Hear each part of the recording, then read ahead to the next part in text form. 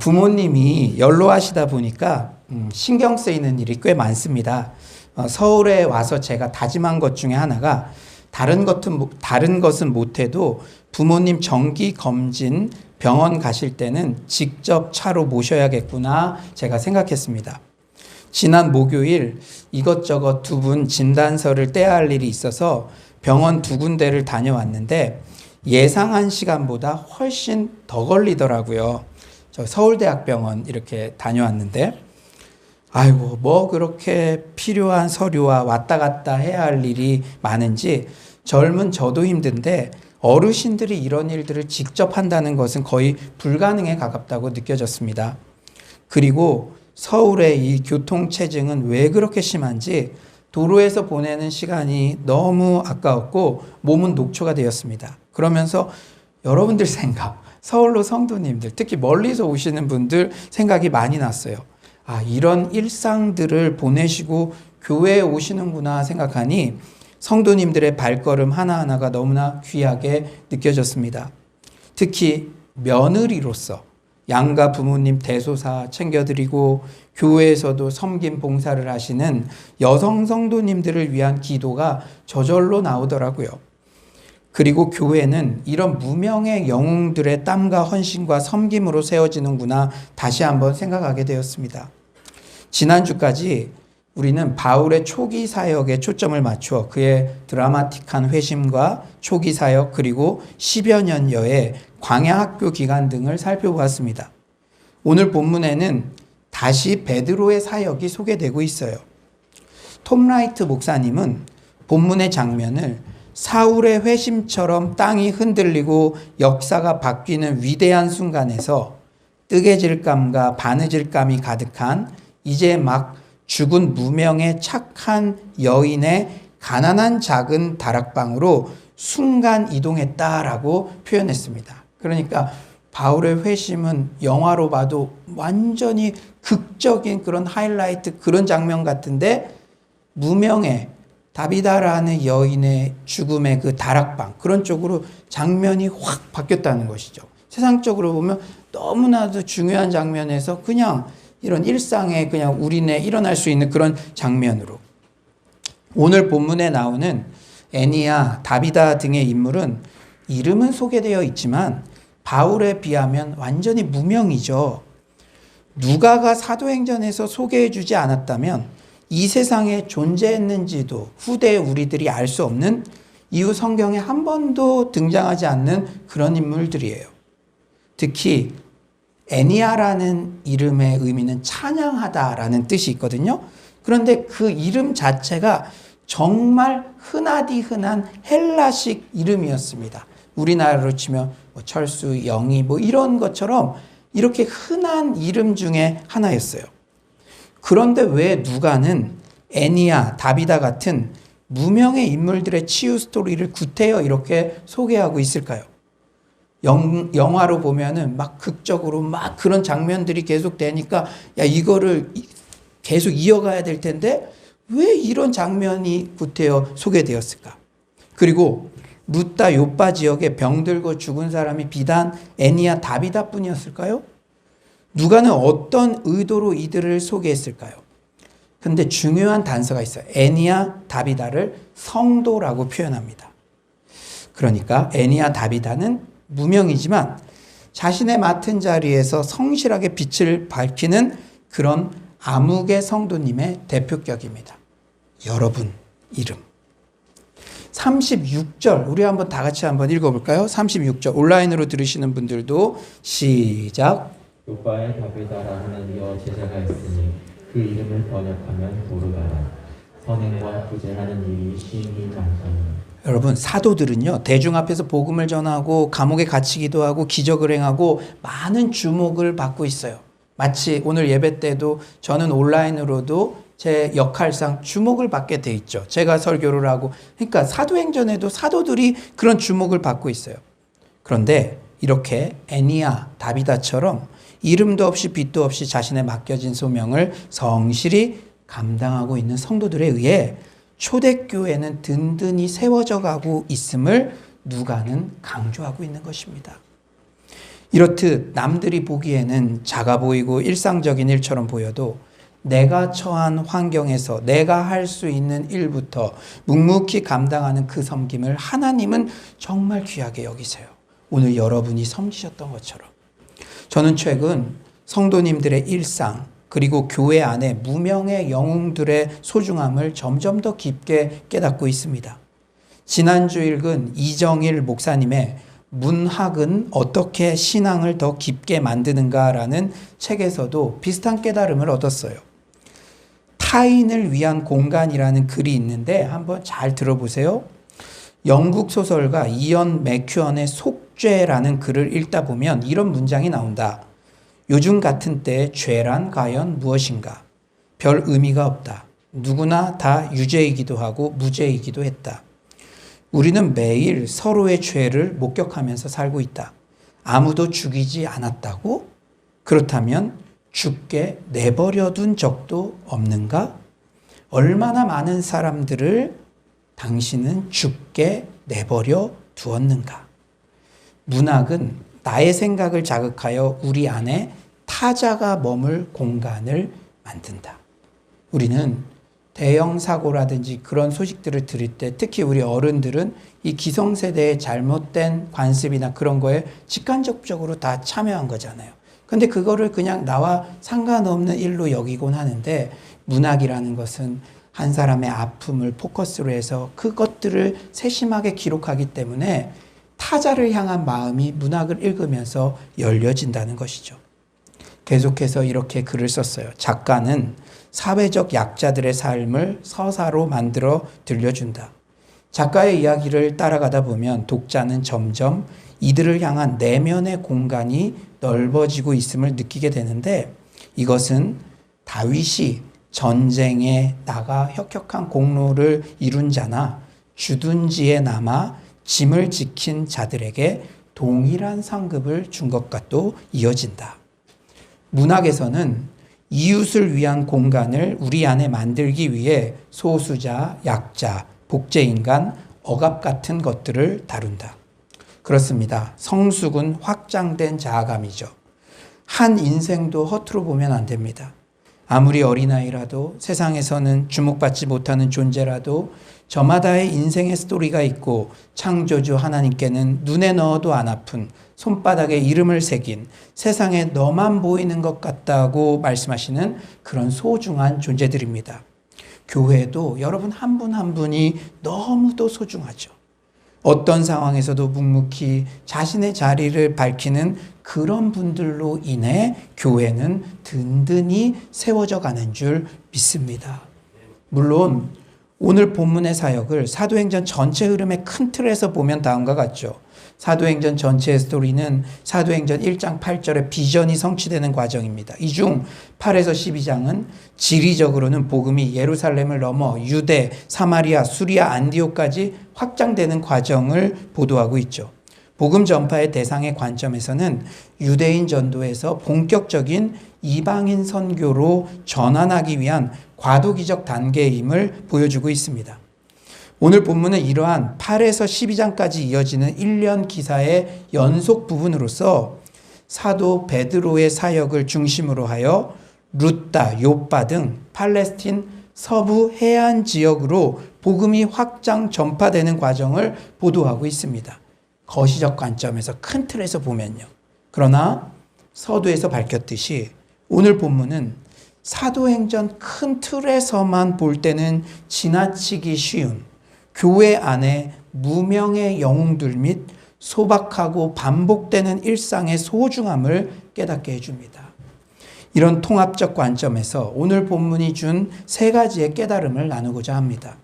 첫째는 우리가 평소에 일상에서 읽고 보고 듣는 것이 너무나 중요하다는 사실이에요. 여러분들이 매주 주일 예배에 오는 것 이런 것들이 매주 반복되는 것 같고 제가 오늘 9시 반 설교 때도 나눴는데 9시 반에는 거의 교역자만 계시죠. 그런데도 이것을 꾸준히 일상을 하는 거 이게 의미 없는 것 같아도 이 일상이 너무나 중요하다는 거예요. 그리고 일상의 평소에 여러분들이 오늘 목회자를 통해서 받은 느낌이라든지 성도들을 통해서 받은 느낌이라든지 여러분들이 회사에서 느끼는 것들이라든지 이 평소의 일상에서 읽고 보고 듣는 것이 너무나 중요하다는 사실. 사람은 본 것만큼 나아갈 수 있고 그 수준으로까지 성장합니다. 베드로는 루다에서 8년간 중풍병을 앓은 애니아를 고치고 욥바에서는 죽은 다비다를 소생시켰으며 이를 통해서 그 일대에 많은 사람들이 주께로 돌아오게 되었어요. 그런데 오늘 본문을 읽으며 여러분 이거 어디에서 이미 봤던 내용인데 라는 생각이 들지 않으셨나요? 그렇죠. 예수님께서 공생의 사건 동안 보여주셨던 사역과 너무나 유사합니다. 마치 평행이론을 보는 것 같아요. 수제자 베드로는 예수님과 3년간 동고동락하면서 예수님의 사역을 가장 앞에서 직접 다 보았습니다. 그리고 여러분 공생애를 자세히 보시면은 죽은 자를 살리신 일이 3번 기록되어 있는데 수제자니까 그때도 다 참석하고 있었어요. 베드로는 직접 봤던 것이죠. 그리고 오늘 본문은 특히 베드로가 다비다를 살린 게 이렇게 표현되어 있는데요. 이 사건은 예수께서 과거 회당장 야이로의 딸을 살리신 행동과 패턴 너무나 유사해요. 그러니까 제가 한번 여러분들에게 한번 보여드릴게요. 마가복음 5장 35절 예수님이 어떻게 하셨는지. 아직 예수께서 말씀하실 때 회당장의 집에서 사람들이 와서 회당장에게 이르되 당신의 딸이 죽었나이다. 어찌하여 선생을 더 괴롭게 하나이까? 41절 그 아이의 손을 잡고 이르시되 달리다굼 하시니 번역하면 곧 내가 너에게 말하노니 소녀야 일어나라 하심이라. 여러분 그럼 오늘 본문의 베드로는 어떤 평행이론이 있습니까? 어떻습니까? 우리 40절 온라인으로 들으시는 분들도 다 같이 한번 읽어봅시다. 40절입니다. 시작. 베드로가 사람을 다 보내고 무릎을 꿇고 기도하고 돌이켜 시체를 향하여 이르되 다비다야 일어나라 하니 그가 눈을 떠 베드로를 보고 일어나 앉는지라. 예수님은 소녀야 일어나라. 베드로는 다비다야 일어나라. 똑같아요. 심지어 사람들을 다 내보낸 것도 예수님과 똑같습니다. 마가복음 5장 40절 그들이 비웃더라. 예수께서 그들을 다 내보내신 후에 오늘 40절 베드로가 사람을 다 내보내고 예수님과 베드로의 유사점을 확인하다 보니까 여러분들 또 성경을 진지하게 읽으셨던 분들은 구약의 오버랩되는 장면이 하나 더 떠오르죠. 바로 엘리야가 사르밧 과부의 아들을 기도로 살린 장면입니다. 열왕기상 17장 19절 22절 엘리야가 그에게 그의 아들을 달라 하여 그를 그 여인의 품에서 받아 안고 자기가 거처하는 다락에 올라가서 자기 침상에 누이고. 지금 다비다가 죽었을 때 어디에 있었죠? 다락에, 다락방에. 그리고 열왕기상 17장 22절 여호와께서 엘리야의 소리를 들으심으로 그 아이의 혼이 몸으로 돌아오고 살아난지라. 여러분 우리가 무엇을 느낄 수 있습니까? 우리가 이렇듯 일상에서 성경을 통해 읽고 멘토의 삶을 통해 듣고 보고 배운 것이 중요합니다. 저도 이제 내일 멘토 목사님을 직접 뵈러 가는데 이 코로나 시대에 우리 교회가 그동안 우리 또 리더십들이 했던 내용들 이런 것들을 서로 나누고 그러는데 제가 중요한 의사결정을 할 때마다 제가 직접 3년 동안 거의 하루에 10몇 시간 이상씩 같이 있었으니까 멘토 목사님이 어떻게 하셨을까? 그런 것들이 많이 떠올라요. 베드로도 마찬가지 아니었겠습니까? 죽은 사람의 그 요구를 들었을 때 나의 멘토 예수님께서는 어떻게 하셨을까? 이렇듯 본대로 할 수 있다는 거예요. 제가 우리 멘토 목사님께 감사한 것은 저에게 많은 것을 보여주셨어요. 해외도 가게 하셨고 무슨 컨퍼런스 같은 거 이 전국적인 그 목회자분들 이렇게 모일 때마다 저를 그 자리에 늘 동석을 시켜주셨는데 지금 생각해 보니까 그래 본 것만큼 갈 수 있으니까 그렇게 사랑으로 배려해 주셨구나 그런 생각이 들더라고요.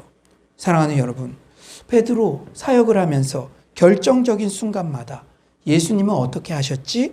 늘 보고 들은 바를 기억하며 적용했을 것입니다. 직접 예수님을 본 적이 없는 우리 같은 경우는 성경에서 예수님의 행적을 살펴보고 유사한 상황에 처했던 신앙의 선배들의 모습을 살펴보며 엘리야가 이렇게 했구나 이런 것들을 적용하면 되는 것이죠. 로마서 10장 17절은 말씀하시죠. 그러므로 믿음은 들음에서 나며 들음은 그리스도의 말씀으로 말미암았느니라. 이렇듯 우리는 인생의 모든 답을 예수님에게서, 말씀에서 찾는 태도가 너무나 중요합니다. 2021년 전교인 성경 통독을 하고 있는데 누구보다 저에게 가장 큰 유익이고 아마 지금껏 잘 따라오신 분들은 그 유익을 느낄 거예요. 저는 그렇게 일상을 잘 따라오고 하시는 분들의 영적 내공을 인정합니다. 지금 창세기 1장부터 시작해서 벌써 여호수아까지 다 읽어가고 있어요. 12월 31일 요한계시록 마지막 장까지 읽게 된다고 생각하면 벌써 마음이 뿌듯하고 너무 기쁩니다. 우리끼리 얘기니까. 여러분, 성경 1독 1년에 하시나요? 막 숙제처럼 여름에 막 몇십 장 읽는 게 아니라 지금까지 하루도 안 빠지고 읽었어요. 하루도 안 빠지고 3장씩, 4장씩 이렇게 읽어서 12월 마지막 날에 요한계시록 마지막 장을 읽을 때 그 깨달음과 은혜들은 아마 여러분 평생 정말 좋은 신앙의 추억이 될 것입니다. 지금도 늦지 않았어요. 지금부터 그냥 시작하면 우리는 과거는 묻지 말고 일하세요 하니까 지금부터 또 열심히 힘을 내서 하시면 됩니다. 여러분, 이렇게 일상에서 말씀을 정기적으로 읽고 일상에서 늘 예수님이라면 어떻게 하셨을까 묻고 성경에서 답을 찾고 동행하는 것이 신앙의 내공이요 실력입니다. 일상에서 꾸준히 읽고 듣고 보고 배운 것이 결국 베드로처럼 믿음의 상승 효과를 가져와서 우리 인생의 중요한 선택을 하거나 중요한 위기 상황이 닥쳤을 때 사역의 현장에서 우리의 삶 속에서 반드시 적용되기 때문입니다. 아멘이십니까? 일상에서 보고 듣고, 그런데 믿음은 들음에서 나오니까 이 말씀을 일상에서 꾸준히 접하는 것이 너무나도 소중하다는 사실을 잊지 마시기 바랍니다. 두 번째로 일상의 소중함과 연관해서 오늘 본문을 또 살펴보자면, 두 번째로 일상에서, 여러분 지금 같은 일상에서 미리 나의 죽음을 생각해 보는 시간을 가져야 합니다. 이 교훈 하나만 딱 붙잡고 여러분들이 집으로 가셔도 수지 맞은 거예요. 오늘 본문을 유심히 살펴보면 죽은 다비다 이웃들의 행동이 일반적이지가 않아요. 마땅히 해야 할 장례 절차를 하고 있지 않습니다. 37절 한번 온라인으로 들으시는 분도 다 같이 한번 읽어볼까요? 37절입니다. 시작. 그때 병들어 죽음에 시체를 씻어 바닥에 누이니라. 시체를 씻는 것은 장사를 위한 일반적인 관례이나 그것을 다락에 둔 것은 특이한 일이에요. 우리가 뭐 염을 한다 뭐 그렇게 하는데 다락에 두었다? 왜냐하면 당시 기후에서 그저 씻기만 하고 다락에 방치한다는 것은 시신 부패를 막을 방도가 없기 때문이죠. 통상적 절차라면 향품과 수지를 발라 썩는 냄새가 새어 나오지 않게 그렇게 해야 돼요. 하지만 이들은 장례 준비 첫 단계조차 취하지 않고 그냥 시신을 씻기기만 한 겁니다. 또한 다락방은 당시 문화에서 대개 식사하는 방이나 특별한 손님이 묵던 거예요. 여러분 방, 그런 방이 있는데 그곳에 시체를 뒀어요. 그럼 거기서 식사하고 손님 맞이해야 되는데 안 어울리는 것이죠. 그 다락방에 시신을 둔다는 것은 당시 관습에서 정말 이해할 수 없는 행동이었어요. 이상의 장면들을 추정해 볼 때 이들은 마치 다비다의 부활을 기다리기라도 한 듯합니다.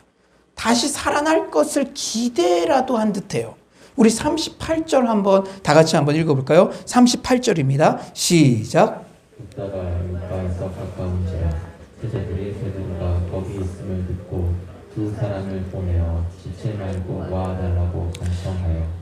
루다와 요빠는 한 18km 되는 거리였어요. 당시에 그런 떨어진 거리였는데 아마 이 이웃들은 베드로가 루다에서 중풍병자 애니아를 치유한 사실을 이미 들어서 알고 있었을 거죠.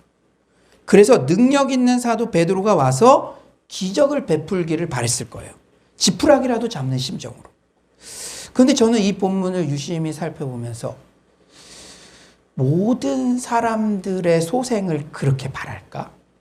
여러분들 장례식장에 갈 때 여러분들 그냥 겸양상 축의금이 아니죠. 죄송합니다. 조의금 가지고 가는 거랑 진짜 마음이 너무 슬퍼서 다시 살아났으면 하는 마음으로 가는 거랑 우리는 알잖아요.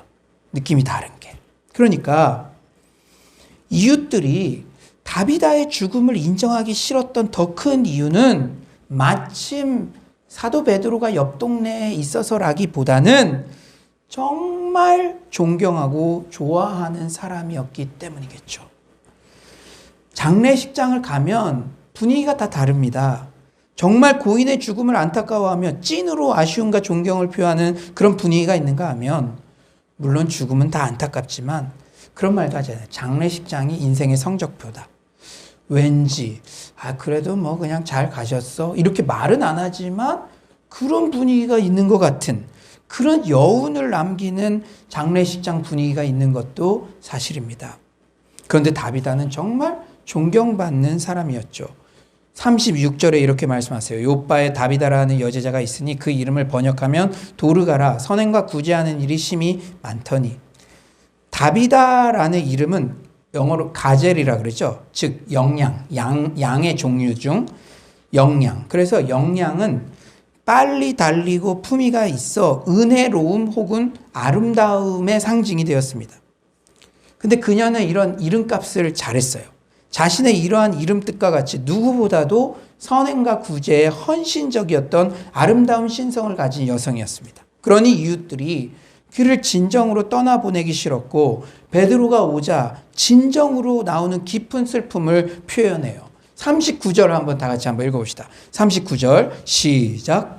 베드로가 일어나 그들과 함께 가서 이르매 그들이 데리고 다락방에 올라가니 모든 과부가 베드로 곁에 서서 울며 도르가가 그들과 함께 있을 때 지은 속옷과 겉옷을 다 내보이거늘. 여러분 지금 이런 상황인 거예요. 원어로 보면요. 속옷과 겉옷 입기도 했고요. 이거 우리 다비다 선생님이 나 해주신 거예요. 그러면서 또 집에 있는 것도 이렇게 가지고 와서 너무 그 사랑이 그립고 그 사도 베드로한테 그거를 얘기해주고 있는 거예요. 다비다에게 도움을 받은 과부들은 자발적으로 곡함에 참여하고 있었고 그녀가 행한 구제와 헌신을 다비다가 생전에 지어준 속옷과 겉옷을 입은 채로 사도 베드로에게 이렇게 보여주고 있어요. 근데 저는 이 장면이 너무나 감동이 되는 게 당시 문화에서요. 과부들은 함께 공동체를 이루며 살았던 점을 고려할 때 다비다 역시 과부였을 가능성이 큽니다. 우리가 사도행전 6장에서 살펴봤듯이 헬라파, 히브리파 과부들은 당시에 사회적 최저 계층으로서 교회의 구제를 주로 받아야 하는 대상들이었어요. 하지만 다비다는 어떻게 하고 있죠? 도움받는 인생에서 도움 주는 인생으로 훌륭한 역할을 감당하고 있어요. 그가 뭐 수억 원의 건축 헌금을 했다든지 뭘 대단하게 했다든지 그거 아니지만 자신이 할 수 있는 것, 뜨개질과 바느질 그걸 통해서 자신과 같이 힘들어하는 과부들에게 도움을 주고 서로 도움을 주고받고 이런 일들이 일어났다는 것이죠. 과부는 무엇입니까? 인생의 큰 슬픔 하나를 평생 지고 가야 되는 그런 존재들이죠. 그런데 그렇게 인생의 큰 슬픔을 하나 지고 가고 있는 사람들이 교회에서 도움만 받고 있는 게 아니라 교회와 동료들에게 서로 기여를 하고 있는 사람들로 인정받고 인식되고 있는 부분이 참으로 감동입니다. 저는 사도행전을 읽으면 수천 명의 교회로 온 거 이것도 감격이지만 이것도 역전이지만 도움받던 늘 쟤는 도와줘야만 할 인원이야. 그런데 사랑을 받고 말씀을 받아서 자기가 할 수 있는 영역에서 뭔가를 도와주는 사람으로 인정되고 이런 역전 이걸 볼 때마다 제가 가슴이 얼마나 따뜻해지고 얼마나 감동이 되는지 우리 교회 안에도 이미 이런 인생의 역전들이 일어난 줄 믿습니다. 사랑하는 여러분, 이 과부들의 바느질과 뜨개질은 결코 평가절하될 수 없어요. 실제 많은 교회의 부흥의 주역들은 전혀 의외의 인물들인 경우가 많습니다. 이건 담임 목사님들만 어디다 얘기할 수 없고 알고 있는 비밀이에요. 그러니까 천국에 가면 몇 번 놀란대잖아요. 오? 저 사람도 와 있어? 뭐 이런 거랑 그 사람은 왜 못 왔지? 그러니까 교회도요, 우리가 보여지는 거랑 실제 정말 그 역할을 감당하는 사람이랑 다르답니다.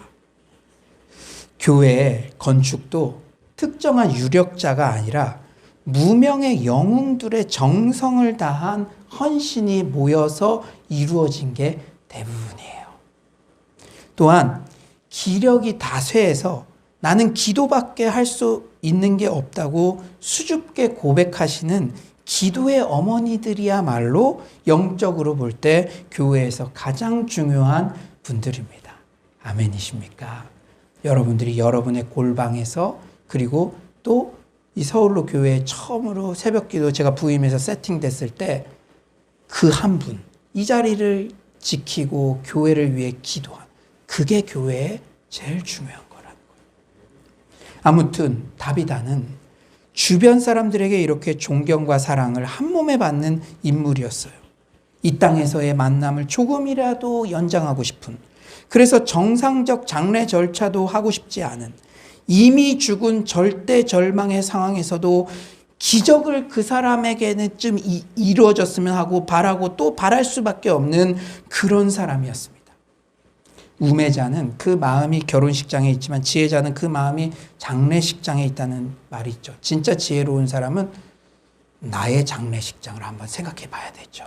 이런 설교를 들으면서 우리는 일상을 살아가면서 나의 마지막 죽음의 순간을 생각해 보아야 됩니다. 다비다 주변의 이웃들처럼 나의 죽음을 진정으로 안타까워할 그럴 이웃이 있는지 돌아봐야 됩니다. 저도 제 자신을 많이 돌아봤어요. 우리 교회에서 4년여의 시간이 있었는데 여러분 지금 외롭습니까? 그럼 왜 외로울까요? 여러분의 슬픔을 진정으로 같이 슬퍼해주고 기쁨을 함께 기뻐해줄, 이 물리적으로 이 공간에 앉아있지만 그런 분이 몇 분이나 되는지를 우리가 진지하게 돌아봐야 되죠. 그것이 우리가 최근 몇 년 동안 살았던 우리의 신앙의 성적표, 인생의 성적표가 되지 않겠습니까? 메멘토 모리, 죽음을 기억하라. 하이패밀리 대표 송기론 목사님은 성경적 죽음 준비 교육과 바른 장례 문화 정착을 위해서 설립한 메멘토 모리 기독 시민대회 발기인 대회에서 다음과 같이 밝히고 있어요. 인생 최고의 스승은 죽음이다. 하지만 죽음은 우리에게서 멀어진 지 오래다. 코로나는 일상 속의 죽음을 각인시키고 있다. 삶과 죽음이 한 묶음이란 것이다. 삶의 자리에서 죽음을 바라보면 한없이 슬프다. 죽음의 자리에서 삶을 들여다보면 삶은 참으로 아름답다. 죽음을 기억하라는 메멘토 모리는 인생의 나침반이다. 아름다운 삶을 가꾸는 촉매제가 된다. 여러분 오늘이 가기 전에 이 일상에서 여러분의 장례식장의 모습을 한번 기억해 보십시오.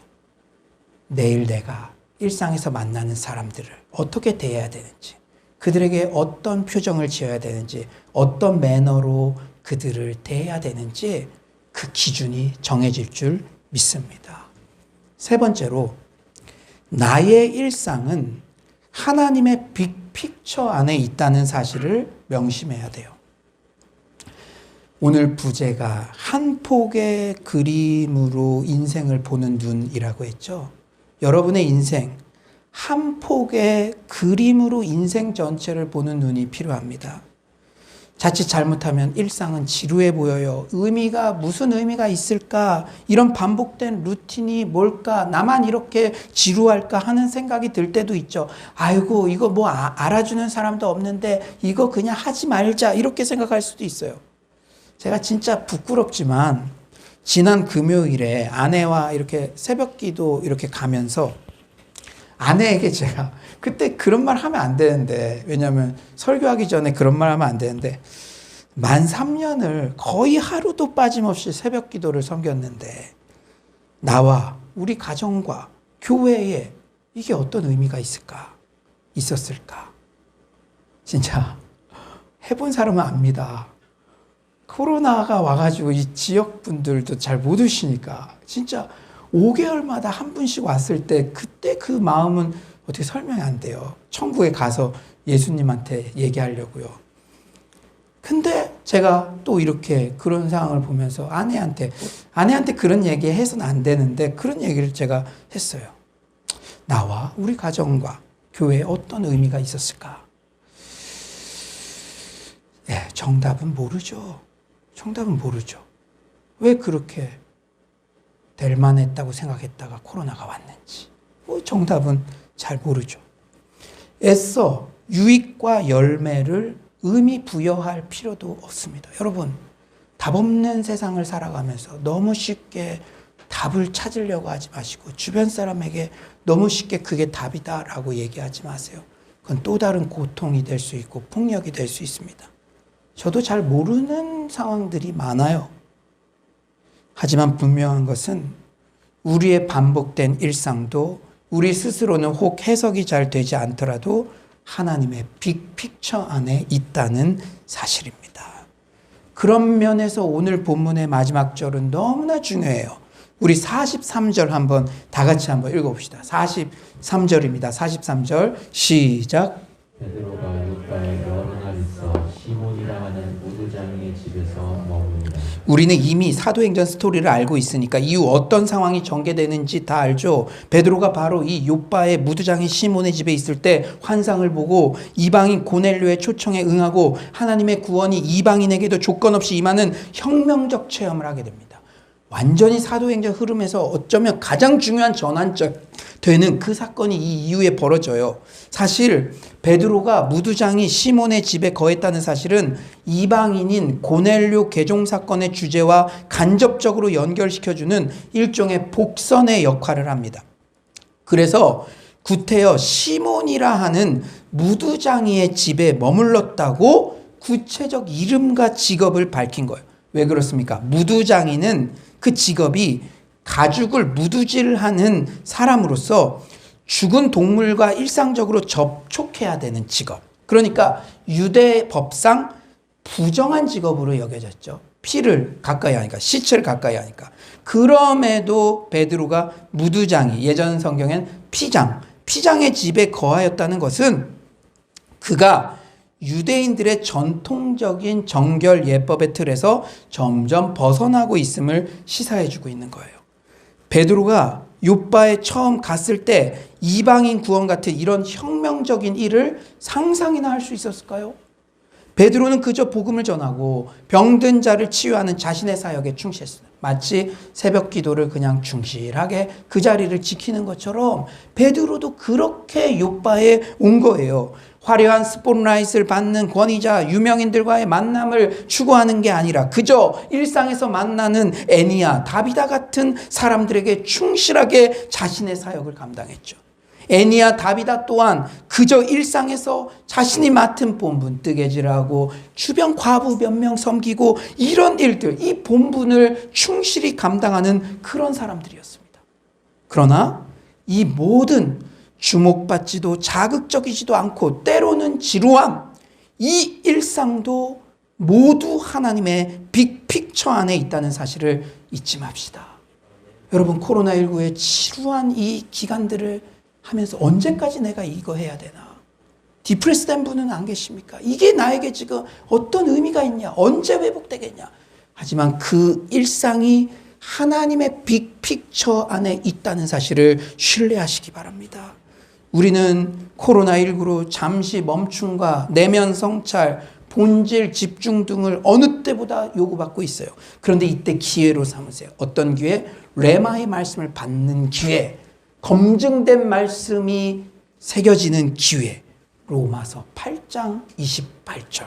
우리가 알거니와 하나님을 사랑하는 자 곧 그의 뜻대로 부르심을 입은 자들에게는 모든 것이 합력하여 선을 이루느니라.